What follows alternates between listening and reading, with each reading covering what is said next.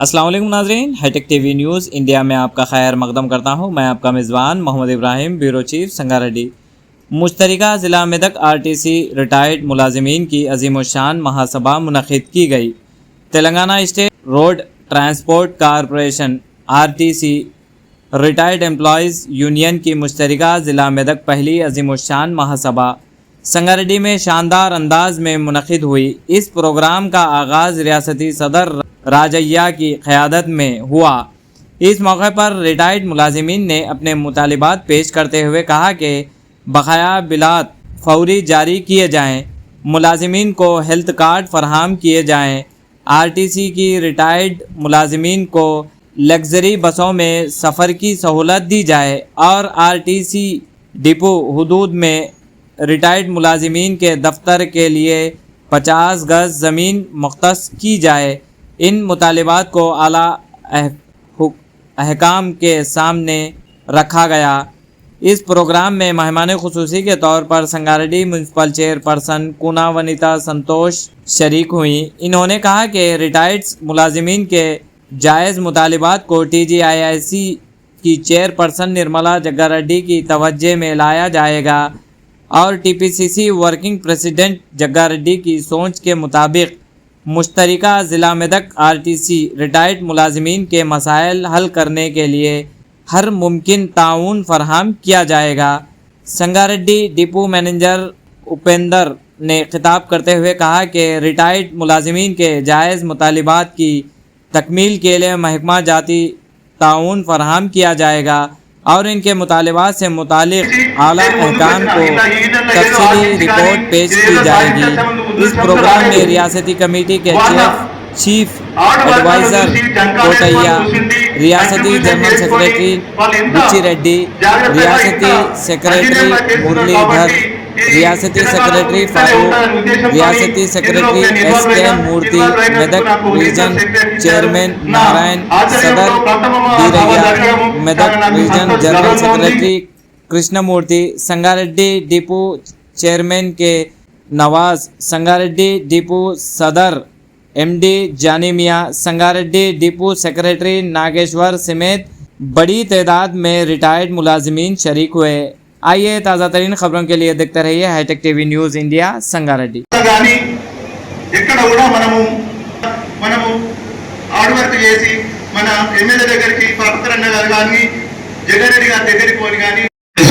मगर रिटायरमेंट के बाद जमा होना बहुत बड़ी बात है। शायद साथ नहीं देती, वक्त साथ नहीं देता, ऐसे हालात में घर से बाहर निकलना धूप में बहुत मुश्किल काम है। उसके बावजूद भी इतनी बड़ी तादाद में आए तो बहुत बड़ी बात है। ये इत्तेहाद ऐसी कायम रखिए। मसाइल तो बराबर रहते, जिंदगी में नौकरी में चढ़े जब से उतरे तक मसाइल थे। अब रिटायरमेंट में भी अपने आखिरी वक्त तक एक इशू हल करते गए तो चार चार पैदा होते रहते। वो आप स्टेट कमेटी के ऊपर आप भरोसा रखिए, आपके जो भी इश्यूज है लिख लिए, उसको जो है जो स्टेज पे हल करना है वो पूरे स्टेज पे रिप्रेजेंटेशन करके उसको हल करने की कोशिश करेंगे। रहा सवाल सबसे बड़ी आरटीसी कमजोरी क्या है बोले तो आरटीसी वाले पैसों के भूखे नहीं है, खाली सूरतों के भूखे रहते। जिस दिन अपॉइंटमेंट होता आरटीसी में उस दिन से रोज सुबह शाम बस में कंडक्टर ड्राइवर लोगों से मुलाकात करके ऐसी आदि हो जाती। रिटायरमेंट के बाद वो बहुत तकलीफ में जितने गुजारना पड़ा तो दिखते नहीं, सौों को देखते, हजारों को देखते, और रिटायरमेंट के बाद लोग कम मिलते, एक दूसरे से बात करने का मौका नहीं मिलता। ऐसे प्रोग्राम्स हुए तो बहुत खुशी होती क्योंकि अपन सब सर्विस करे से वाले, एक जगह काम करे से वाले मिल के कुछ वक्त गुजार के एक दूसरे के मसाइल तकलीफ खुशी बोलिए तो अपनी सेहत भी बहुत बेहतर होती। जो दिमाग में टेंशन रहता, दिमाग में जो भी ख्यालात रहते वो फ्रेश हो जाते, फिर से नए सिरे से अपन काम कर सकते। तो ऐसे मीटिंगों की बहुत जरूरत है। 30 आदमी के नहीं होते, महीने में एक दफा जमा के एक दूसरे से बात कर लिए तो बहुत बड़ी बात होती। सिटी में भी मीटिंग्स डिपो डिपो करते रहते। तो आज आपके रीजनल कमेटी को आप सबको इतनी बड़ी तादाद में शामिल होकर जो मीटिंग कामयाब करे उसका शुक्रिया। SK మూర్తి గారిని రాష్ట్ర కార్యదర్శి మాట్లాడవలసిందిగా కోరుతా ఉన్నాం। సభను అలంకరించిన అది మన నాయకులు సభ ముందు ఏం చేసిన నా సోదరులకు అందరికీ నా యొక్క అభినందనలు, ధన్యవాదాలు. మనము మెదక్ జిల్లా ఉమ్మడి జిల్లా ఏర్పడిన తర్వాత, తెలంగాణ ఏర్పడిన తర్వాత ఫస్ట్ మరి స్థానిక డిపో మేనేజర్ గారు నేరుగా మీకు రావాల్సిందిగా స్వాగతం సుస్వాగతం తెలియజేస్తున్న సంపాదన పడింది. ఎందుకంటే వచ్చినటువంటి వ్యక్తి ద్వారా డిపో మేనేజర్ గారు మరి స్వాగతానికి స్వాగతం సుస్వాగతం. రండి సార్.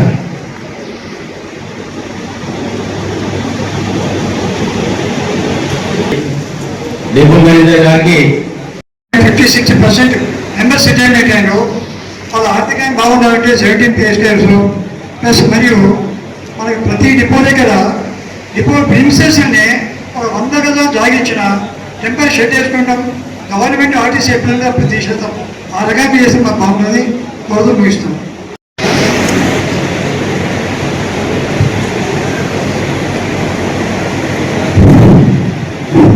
सदर जलसा रीजनल प्रेसिडेंट बिराया साहब, बहुत हरासमेंट होने के बावजूद जो सर्विस में रिटायरमेंट हो गए, जो इतने लोग सर्विस में रिटायरमेंट होने के बाद ये फंक्शन में जो आए हुए हैं उनको सेहत की मुबारकबाद देता हूँ. बहुत बहुत खुशी की बात है कि रिटायरमेंट होने के बाद यहाँ पर लोग जमा हुए हैं और ये बहुत खुशी की बात है. इसके जो है ना मुस्तैद जो है ना रीजनल के प्रेसिडेंट एंड सेक्रेटरी हैं, उनका बहुत बहुत शुक्रिया कि इतना बड़ा प्रोग्राम अरेंज करे हैं. एक जगह होने का, एक जगह रहने का, एक जगह हमारे से मुलाकात करने का. सबसे पहले मैं एक बात बोलना चाहूँगा. मैं 2017 में 16 में रिटायरमेंट होने के बाद जहीराबाद डिपो में तकरीबन रिटायरमेंट वालों का जो है ना थोड़ा बहुत काम मैं अकेला कर रहा था. हाल में जो है ना हमारे मोइनुद्दीन साहब रिटायरमेंट होने के बाद उनको हमने जिम्मेदारी दी है, तो बाखूबी वो जिम्मेदारी बहुत शौक और बहुत ही जो है ना मेहनत से निभा रहे हैं. हर संडे सेकंड संडे के दिन डिपो में मीटिंग रख रहे हैं. डिपो मैनेजर साहब जहीराबाद के हमको बहुत कॉपरेट कर रहे हैं और ऑफिस के अंदर जो है ना डिपो के अंदर जो है ना हमको मीटिंग करने का मौका दे रहे हैं. और हर కనీసం సర్వీసులు తెల్లా తీర్పినాక సర్వీస్ చేసే వాళ్ళు కూడా మాత్రం మాట్లాడే పరిస్థితి లేదు. రిటైర్ అయిన తర్వాత డిపో పోతే ఎవరు అడగాల్సే పరిస్థితి లేదు.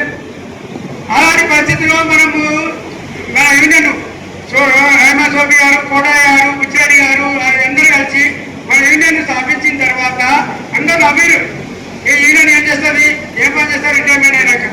కానీ మనం ఆర్టీసీ రైతులు పంచుకున్న అందరికీ గుర్తింపు ఉండాలి. మన యూనియన్ వచ్చిన తర్వాతనే మనకు గుర్తింపు వచ్చింది. దీనికి ఇది గంటపాగా చెప్తున్నా. మనకు అంతకుముందు మనం బస్సులు ఎక్కితే కండక్టర్ డైరెక్ట్ వచ్చి మన దగ్గర లేవాలి టికెట్ తీసుకోవడం అని. అలాంటి పరిస్థితులకు వెళ్ళి అప్పుడు గౌరవ కోటయ్య గారు వీళ్ళందరూ కలిసి ఎండి గారిని కలిసి అప్పుడున్నట్టు ప్రభుత్వాన్ని మాట్లాడి సగం టికెట్ తెప్పించినట్టు మనకంతా మన యూనియన్గా ఉంది. అలాంటి యూనియన్ మెల్లమెల్లగా మన యొక్క కోరికలను నియమించుకుంటూ హాఫ్ టికెట్కి వెళ్ళి మళ్ళీ భార్యకు హాఫ్ టికెట్ తర్వాత ఫ్రీ అప్పుడు సూపర్ లగ్జరీ వరకు ఫ్రీ సర్వీస్ చేయడం జరుగుతుంది. ఇవన్నీ యూనియన్ చేస్తున్నాయి. ఇప్పుడున్నటువంటి వాళ్ళు ఏమంటారు, యూనియన్ ఏం చేస్తుంది, ఏం పట్టించుకోలేదు, వాళ్ళేం చేస్తారు, మీరేం చేస్తారు. మన కార్పొరేషన్లో మనం వివిధ యూనియన్లలో ఉండి మనం సర్వీస్ చేస్తాం. 36 ఏళ్ళు 35 ఏళ్ళు సర్వీస్ చేస్తాము. అన్ని యూనియన్లలో ఉన్నారు ఇలా. కానీ ఏ యూనియన్ వాళ్ళు కూడా ఆ రోజు మన గురించి పట్టించుకునే ఆదులు లేదు. కానీ ఈ రోజు మనందరూ అన్ని యూనియన్లు కలుపుకొని ఒక వేదిక మీద ఇదే యూనియన్ అని వేరే కులాలు ఏమి మతాలు మనకు కూడా రిటైర్డ్ అసోసియేషన్ కూడా మన యూనియన్ ఏ యూనియన్లు వచ్చినా కానీ ఎవరు కూడా మనకు సహకారం కేవలం రిటైర్డ్ అసోసియేషన్ వాళ్ళే మనకు సహకరించి అన్ని విధాలు మన సౌకర్యాలు కల్పించడం జరుగుతుంది. ఇలా SRPS ఆన్లైన్ చేయడం జరుగుతుంది. చనిపోయినప్పుడు మనకు 5,000 ఇస్తుంది. అలాంటి పరిస్థితులకు వెళ్ళి 30,000 వరకు మన యూనియన్ ద్వారా కొట్లాడి స్టేట్ గవర్నమెంట్ కూడా 30,000 మాకు ఇవ్వాలని చెప్పి మన 30,000 పీనల్ ఎక్స్పెన్సెస్ ఇవ్వడం జరిగింది. మనమందరం ఐక్యంగా కొన్ని సంఘాలు అంటే దాని వెనుక మేనేజ్మెంట్ ఉందా, ప్రభుత్వం ఉందా, నేను వాటి గురించి చెప్పలేదు. ఓ సారథ్య కమిటీ అని వచ్చింది. సమస్యలు పరిష్కరించేది మేనేజ్మెంట్ దగ్గరికి పోయేది, ప్రభుత్వం దగ్గరికి పోయేది మనొక రిజిస్టర్ సంఘం. ఈ సంఘానికి నిన్నటి వరకు హేమంత్ సోపి గారు, కోటయ్య గారు మనకు సంక్షేమం సంబంధించిన మనకు హక్కులు సాధించి పెట్టారు. ఇలా వాటిని కాపాడుకుంటూ మనం రాష్ట్ర కమిటీగా మేము కొన్ని ప్రయత్నాలు చేస్తా ఉన్నాం. ఎస్ఆర్పిఎస్ మొన్న మీకు ఆన్లైన్ అయిపోయింది, కానీ ఎస్ఆర్పిఎస్ 36 మాసాలు పెండింగ్ అయినా మిత్రులకు రద్దు అయిపోతుంది. ఇప్పటి వరకు ఎవరైనా 36 మాసాలు రెన్యువల్ మనం లైఫ్ సర్టిఫికేట్ ప్రొడ్యూస్ చేయబోతే వాళ్ళకు అక్కడ పులి స్టాప్ పడుతూ ఉంది. దానికి కూడా మన మేనేజ్మెంట్ దగ్గర, మేము సిపిఎం దగ్గర, మీడియా దగ్గర మాట్లాడడం జరిగింది.